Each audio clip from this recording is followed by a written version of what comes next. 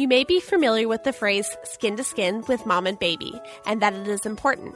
But have you heard of Kangaroo care? What is it, and why is it important to your relationship with your baby? Today we are talking to Sejul Fachadia, CAPA certified postpartum doula, and you're listening to Newbies. He's gorgeous. It's a girl. Surprise! The whole family's here! So when are you having the next one? It's just poop. Ready for another? Wow, you look really tired. Ready to go back to work? Yellow poop? Seriously? Did you sterilize this? Sex? Now? You've got to be joking. You should sleep when the baby sleeps. She doesn't look anything like you. I thought you already had your baby. I did.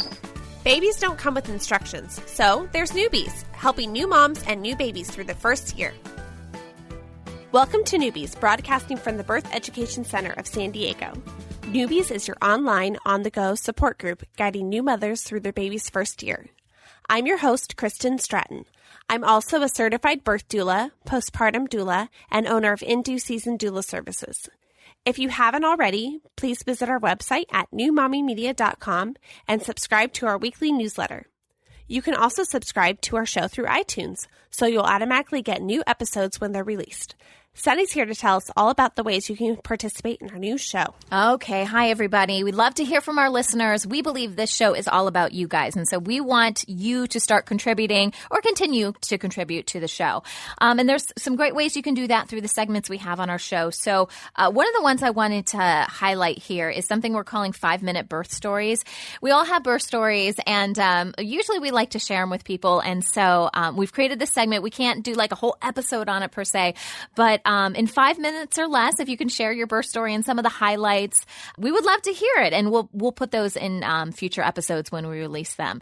Another idea would be, if you ever have any comments or questions about the show, or if you have, ideas for different episodes you want us to do, we are all about listening, and we'd love to get mail from you guys. So if you are interested in sending us email and letting us know what you think about the show, that's fantastic. You can do all of this through our website at newmommymedia.com. There's a contact link there so you can email us. And then also, we have kind of a new way that we're doing voicemail. You can always call us on the phone, but another way that might be easier for some of you that really like using your computer is through our website. There's a little gray banner on the side that says send voicemail. And when you click that, you can actually just leave the message through using your computer and the speakers and the microphone that's on your computer.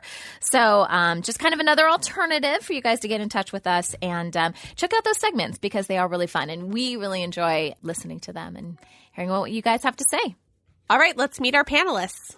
Hi, I'm Brittany. I'm 26. I'm a stay-at-home mom, and I recently started a birth doula business. I have one little girl. She's 11 months old. Hi, I'm Ruthie Slatta. I am 29.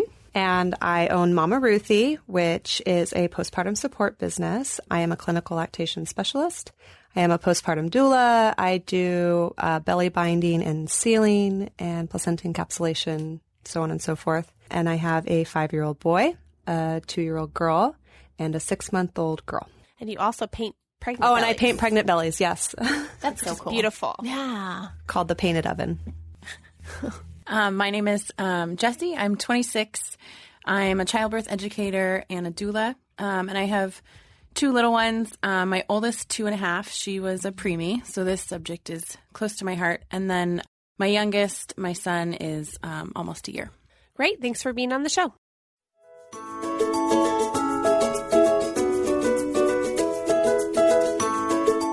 Okay, so before we get started with today's show, I found a news headline floating around the internet that I thought was interesting. Now, I need to preface this and say this did not take place in the U.S. Okay, so before any mom has a coronary or something over this, don't worry. But this was not in the U.S. But it is something that we, at least if you've given birth in a hospital setting, that you may have some experience with. And I gave birth to 4 babies in a hospital setting. So the situation is this: this happened in Malaysia. Okay.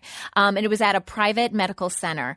And basically, it's kind of like those movies you see and, where babies get swapped in the hospital because they're not identified properly. And this is what kills me. One of the couples whose, baby was switched, basically, it says, last Tuesday, a couple were shocked when they received a call from the medical center informing them that their newborn was swapped with another couple's baby. And it says that the baby was the couple's fifth child. It was born at right about the same time, and but they were told of it 5 hours after taking their baby home. So the baby had been home with this couple that really wasn't their parents for 5 hours before they found out. And it just kind of, obviously this is being handled. There's an investigation, and they're making recommendations now on how to make sure this doesn't happen. But it reminded me of, giving birth here in the U.S. and how, they're very strict about this kind of stuff. I think my babies had like an alarm on their ankle the or baby whatever. LoJack. Yeah, baby LoJack. Yeah, and they were always comparing my bracelet to their bracelets, and I mean, I'm really glad that they do that, but it kind of made me feel like a criminal. I'm like, I'm not trying to steal a baby. Didn't you see my baby. Didn't you just cut that baby out of me? Come on. But anyways, wanted to get your guys' thoughts on this, and if you have any personal experience with, giving birth in hospitals and the whole tracking system. So. Oh, yeah. Well, my first two were born at a naval hospital, and they really took this seriously. I don't know if they messed it up once before. I don't know. But yeah, they had the little like magnetic bracelet on the ankle, which what they called baby LoJack. So okay. I didn't come up with that myself.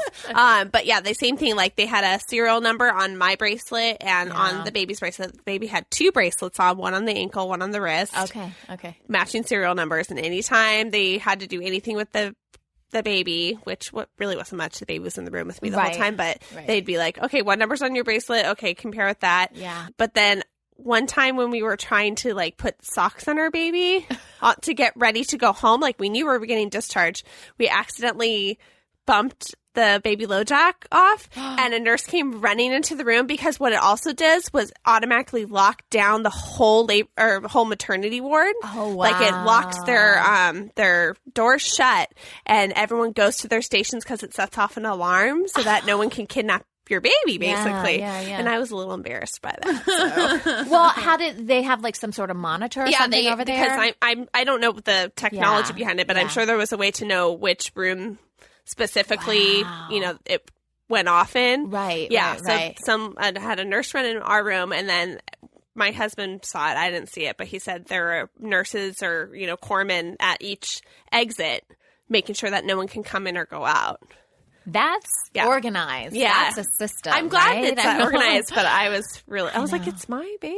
I know. Sorry about that. Right. Yeah. Anybody else have experience with this? I think the rooming in helped, if she's not in a nursery, she's going to be with me. Right. So right. I don't think it'd be easy to mix her up if she didn't actually leave my room. That's true. But I did go visit a friend here in San Diego at one of the hospitals here, and there was a security guard right by the doors for the maternity floor, and you actually can't use the main elevator doors to get off at that floor on the maternity floor. You have to use a separate elevator door so that you're not right by the exit to the hospital. Wow. So, yeah. This is elaborate, you guys. Yeah. Really put some thought into this. Yeah. Anybody else? Yeah. So when you have a NICU baby, obviously that really complicates things. Sure. So there are bracelets upon bracelets upon bracelets. Right. And in order just to get into the NICU ward, if you will, you have to get scanned in and thumbprinted, and they have a very elaborate system for that. And then before you can go into your baby's room, our bracelets have to get double checked and scanned in. And if anytime you leave, then the whole process starts over again. Just getting a quick snack, you're like, I just want to get something to eat, right? And then you've got to do this whole big long process. But it actually is, for a mom who couldn't be with her baby all the time, it was a hassle, but it made us feel really comfortable because our little baby's in this room and all kinds of people walking down the halls, Yeah.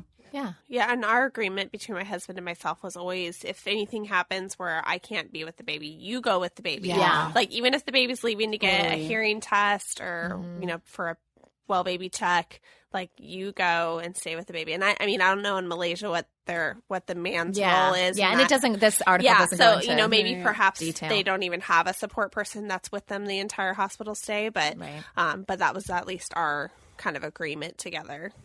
All right. Thanks for your opinions, ladies.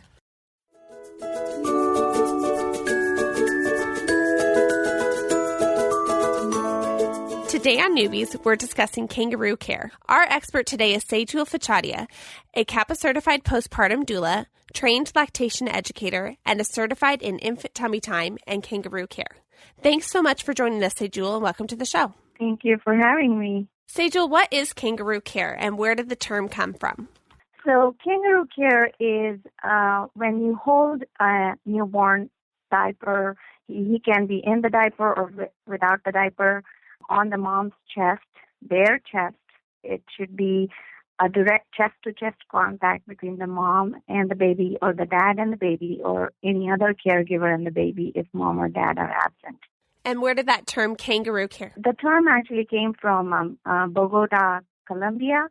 There were two doctors who saw that babies who were preterm were held in the kangaroo position, like a marsupial would hold their baby in a pouch by the parents, and they were stabilizing much better than other babies who were not. So they saw that the care that was provided was like a kangaroo baby being held in a pouch by the mother, and hence the name kangaroo care came about. So is there a difference between skin-to-skin and kangaroo care, or are they the same but with just different terms? Well, technically there is a difference, because skin-to-skin could be a contact between a mother and a baby directly on skin, whether it is a chest skin or cheek skin, or while breastfeeding.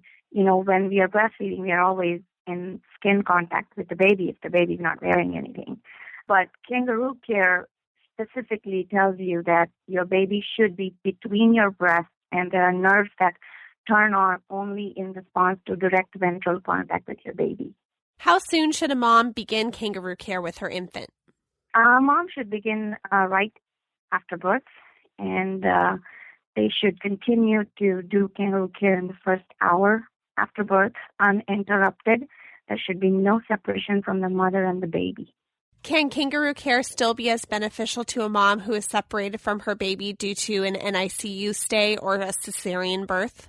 Absolutely. So it is specifically helpful for babies who are in the NICU, or even babies who are born with C-sections, because those babies have a better chance of, getting their health being turned around with kangaroo care than being in an incubator. Even ventilated babies who are as young as 28 weeks old can go in kangaroo care. And now the new research is saying that even 22-weekers have done well with kangaroo care in the NICU. What are some of the biological changes that happen between mom and baby when kangaroo care is being used? So kangaroo care basically entails three things. It entails the direct skin-to-skin contact within the mom and the baby. And then it includes kangaroo nutrition, which is breastfeeding. And then it includes kangaroo discharge, which is when the baby is discharged, the baby is still doing skin-to-skin with the mom for up to 6 weeks. And the biological changes that happen is that the baby's temperature is much regulated. They are more immune to infections. They have a better chance of getting the optimal nutrition, which is through breast milk. And there are so many other benefits, like their heart rate is much stable, they grow better, they sleep better, they breathe better, and their motor development is improved. So this happens while the baby is in kangaroo care. And the recommendation is actually you should do kangaroo care for up to the first 6 weeks for about 2 hours every day. And panelists, what were you able to use kangaroo care with your baby during those first few hours, days, weeks? I wasn't able to do it with my daughter because I wasn't familiar with the concept, but with my son, who is 9 now, I did it a lot. And how about you, Jessie? Yeah, so my daughter was born 8 weeks early, so we didn't get to do skin-to-skin or kangaroo care right when she was born. I had to wait until she was stable to hold her. And it is honestly, I think, the difference between her life being here today. It made a really big difference for her. When we did skin to skin, I did it, she was 2 days old, and it was the first time she opened her eyes when we did skin to skin. And the bonding was amazing. Like, that made such a difference. Being a NICU mom is really hard. So all you NICU moms out there, you're doing great. It is hard. And finding ways to connect with your baby, because you can't do all those new mommy things. You can't typically breastfeed right from the get-go, and you can't typically just pick up your baby and hold them and put on a new onesie because they have wires everywhere. And, their sats go down or up, and Kangaroo Care helps stabilize all of that. So the more Kangaroo Care we did, the better. And in our experience, it actually helped me with breastfeeding.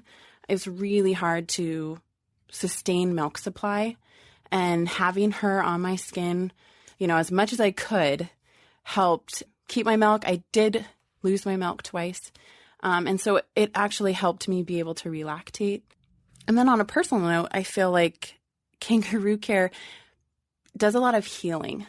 For a mom that's just had a baby, whether you've had it cesarean or, it was like me and it was this unexpected preemie, and you're in a whole new world of new terms and doctors, and it's very overwhelming. It is such a great time to just sit and be intentional, be in the moment with your baby, and not in the past of what could I have done to change the situation, or what am I going to do to make up for what I didn't do, just in the moment. Now I can love my baby, and this is what I can do. It was the one thing that I could do well. I can hold my baby. I may not be able to produce as much milk, or I may not be able to change her, into a new outfit. I can't get her breathing again. I can't, there were lots of I can'ts, but I can hold her. And that bond has lasted a lifetime. And it was something that my husband could participate in too. For him, it was very scary. And, he was kind of removed in a sense because he didn't carry her in his, stomach and birth her. And he didn't have to pump. And so it was like, where do I fit in this equation? And so for him, the bond they have now, she's 2.5, and the bond they have now is just, it's amazing. And I accredit that a lot to Kangaroo Care. And so I encourage you, it may be painful. It may be really actually kind of hard to do. And I think people don't talk about that it can be painful. This little tiny life. My daughter was 3 pounds and fit in my husband's palm. And so when you're holding something that tiny, it brings up a lot emotionally. And but it is good. It's good to touch your baby. It's good to hold your baby. It does good things for you. It definitely helped me. I had postpartum depression really bad. And every time I was away from her, I plummeted majorly. And so having that skin to skin, I decided after a month of really bad postpartum depression, I was going to room in the hospital, and they didn't really want me to do that. And so my husband and I set up mats. We literally slept on the floor in her room for 3 months that she was in the hospital. And that's when it started to turn around. But that postpartum depression, the breast milk, all of that will get better and easier, even if it's not perfect with Kangaroo Care. It does bring a lot of healing, and healing for your baby. Your baby doesn't, their sats and all of that is all erratic. And so it calms their system as well. So that's my experience. I think it's a really, really important thing. Wow. Thank you. Yeah. Thank you so much. That's amazing. With my first baby, in retrospect, I had some postpartum baby blues. I had a hard time bonding with him. I had an episiotomy, and I think the pain medication they put me on was just, I'm really sensitive to stuff. So it took me about 2 weeks to be able to take care of myself, let alone this tiny infant. Like when I think about the first couple weeks with him, the most positive thing I think about is sitting in my glider after I've nursed him, and that feeling of that little head on your chest. And we call that deer heart. That's your deer heart. That's where only the most precious people go. That's where your lover goes. That's where your children go. You only embrace your closest friends close to your chest. And so I think that probably did a lot to keep me from slipping into, a more serious postpartum depression situation. And I think that, that's like the warmest part of my early postpartum with him was having him in that spot right there. It's great for, like you were saying, breastfeeding because it generates oxytocin, which is what initiates your letdown with milk. It's the love hormone. It's the bonding hormone. And so I think all of that is really, really helpful. And so it was very positive for us in a much more normal, less extreme situation. Right. Well, it's beneficial for all moms and babies. Oh, yeah, totally. Yeah. I did more skin to skin than kangaroo care with my baby, just because when my milk came in, I felt like the support actually made me a little bit more comfortable to have something on my chest. But with the skin to skin, and I do have postpartum depression, so having her there and just drinking in that baby smell, like on my worst days, just taking a nice deep breath and rubbing my cheek on her fuzzy little soft baby head, and it just brings a sense of calm and this sense of peace over me. My husband did more kangaroo care, but I think it was really just an excuse that he could play video games longer because the baby was sleeping there, so he can't move. So it's kangaroo care is also convenient. Yeah. But he still, to this day, he still loves it when she falls asleep on his chest. She's not really a cuddler. She likes to just play and be active. And so he loves it when she falls asleep on his chest. And he still likes the excuse to play more video games.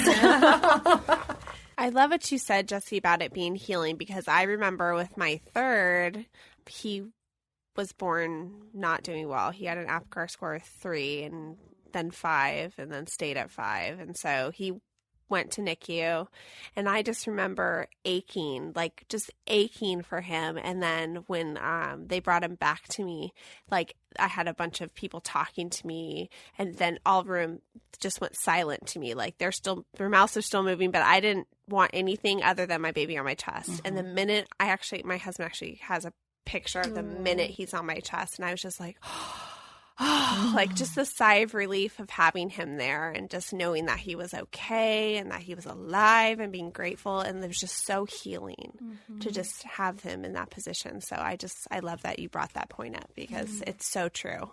It's so true. When we come back, we will continue our discussion about how kangaroo care can be beneficial for the breastfeeding relationship between mom and baby. We'll be right back.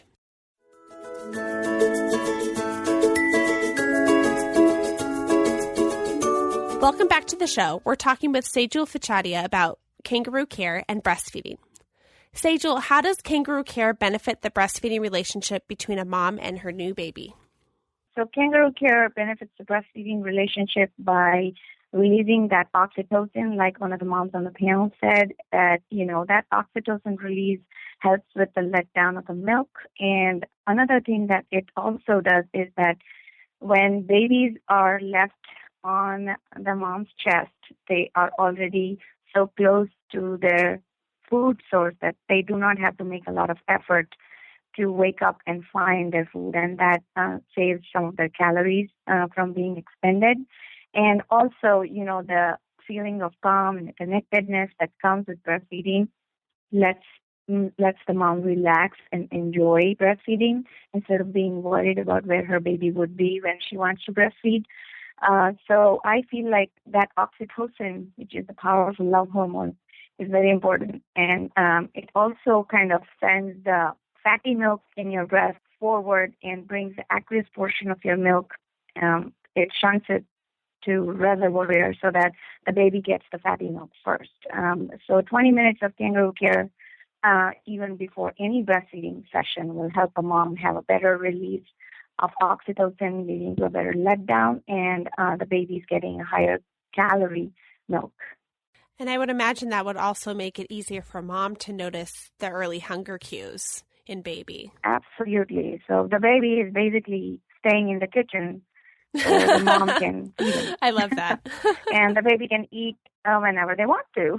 Yeah, open 24/7. At their feet, yeah. Perfect. And could a mom who is choosing to or who has to use formula still benefit from kangaroo care? Absolutely. The benefits of kangaroo care are not just limited to breastfeeding. As I mentioned earlier, that the temperature regulation is improved.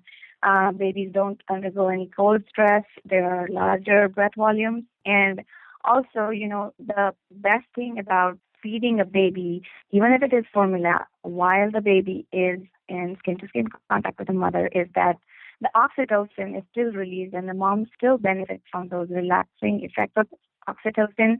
They also have been shown to have more mothering behaviors when they have received kangaroo care. So it's not just about the food. It is so much more than food. And I feel like those babies who are given formula need it even more. Is kangaroo care something that dad or partner could do to help bond with their baby? Most certainly. Dads can do it. In fact, I have written a blog post about it on my website on fathers and their feathers. And it came about from a question that was asked to me about their dad, that my husband doesn't like to do skin-to-skin contact because he feels like the hair on his chest are going to bother the baby. And I had to tell them that it doesn't matter, what the father's chest looks like. The baby is going to love being there.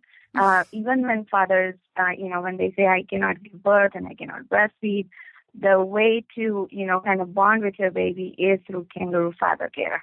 And to our panelists, did your husband or partner use kangaroo care with your baby? He did for my son.